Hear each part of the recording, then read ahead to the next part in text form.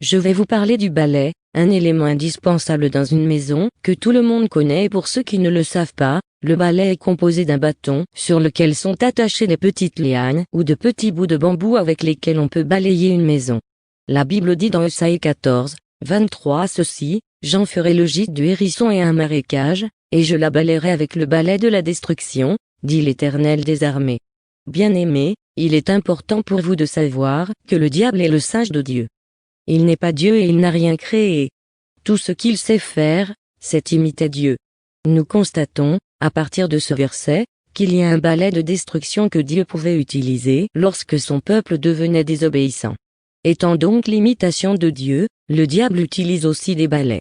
D'ailleurs, pratiquement tous ces sorciers ont des balais et ils l'utilisent pour se déplacer la nuit, et les petits bouts de bambou attachés à un côté du balai leur servent de plaque d'immatriculation, car, même les sorciers ne peuvent pas œuvrer partout dans le monde comme ils veulent, et sans autorisation.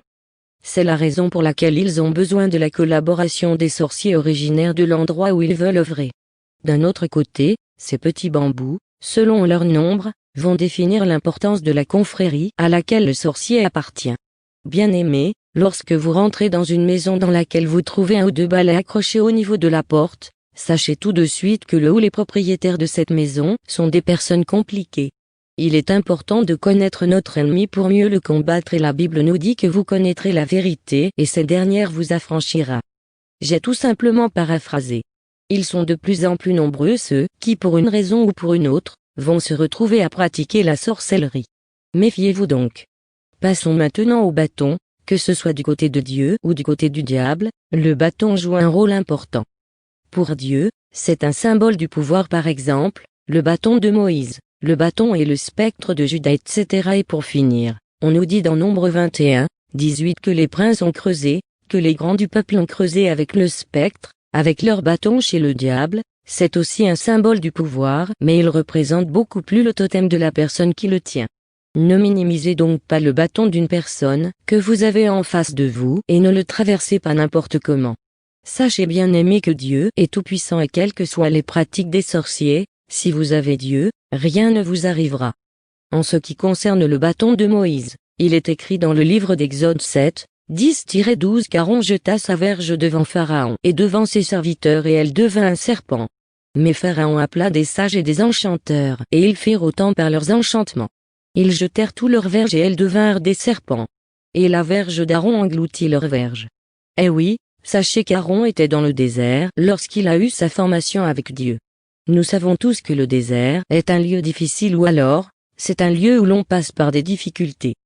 Croyez-vous qu'un serpent qui vient du désert peut être avalé par des serpents du château? Croyez-vous que ce qui vient de Dieu peut être avalé par le diable? Quel que soit le nombre de ces sorciers impossibles, comprenez-le de manière définitive.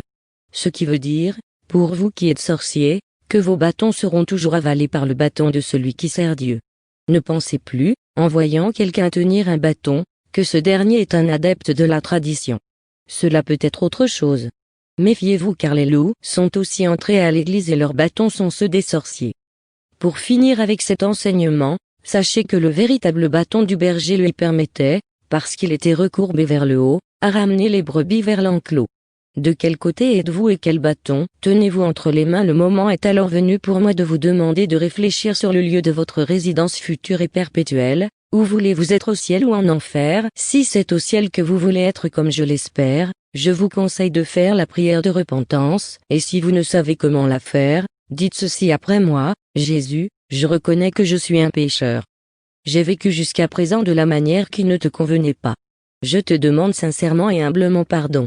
Je reconnais que tu es mort à la croix pour me sauver et pour cette raison je t'accepte dès cet instant, toi Jésus-Christ, comme mon Seigneur et Sauveur personnel.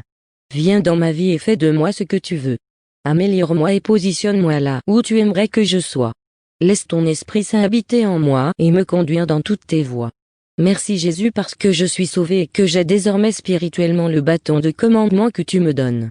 Je vous conseille de vous abonner à Avinews pour être les premiers à écouter les enseignements qui y sont envoyés quotidiennement.